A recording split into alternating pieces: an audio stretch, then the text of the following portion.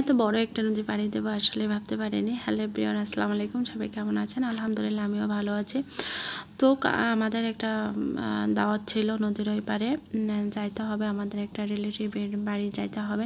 এর জন্য তো আমি যাইতে চাইনি, যেহেতু অনেক বৃষ্টি হয়েছে আর হালকা বাতাস আছে এই জন্য, আর তারপরও নদী পার হতে হবে এই জন্য। তো দেখেন ফাইনালি আমরা চলে আসলাম নদীর ঘাটে।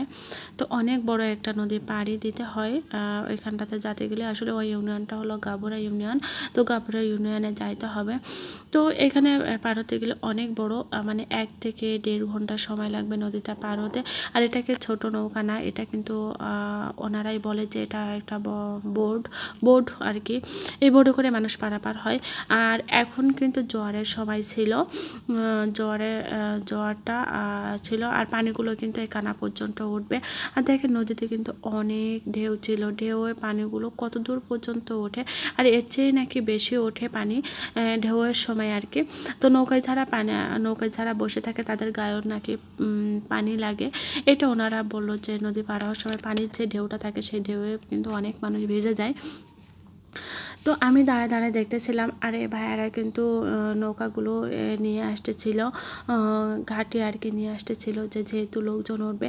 আর একটা নৌকায় 15 থেকে 20 জন না হলে ওনারা ছাড়ে না নৌকাটা। তো আমি বলতেছিলাম যে 15 থেকে 20 জন এটা পার করা যাবে? এটা বলছিল যে হ্যাঁ, আমরা তো এর চেয়ে বেশি নিয়ে পার করে থাকি।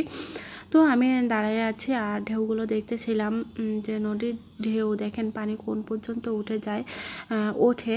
আর পানি যখন কানাকানি পানি ওঠে তখন পানি আরও ঢেউয়ে রাস্তার উপরে উঠে যায়, অনেকেরই গায়ে লাগে, অনেকেই ভেজে যায়। আর দেখি সেই দৃশ্যটা নাকি দেখতে অনেক ভালো লাগে। তো আমি দেখিনি, যেহেতু আমি যেটা দেখতেছি দেখেন পানিগুলো কিন্তু অনেক ঘোলা, আর এই পানিগুলো কিন্তু লবণ পানি। আমি একটু মুখে দিয়ে দেখছিলাম, পানিগুলো কিন্তু মিষ্টি না। প্রথম ভাবছিলাম যে পানিগুলো মিষ্টি হবে, কিন্তু পানিগুলো মিষ্টি না, পানিগুলো অনেক লবণ পানি। আর এই যে সিঁড়িগুলো দেখা যাচ্ছে, এই সিঁড়ি দিয়ে কিন্তু লোকজন ওঠানামা করে।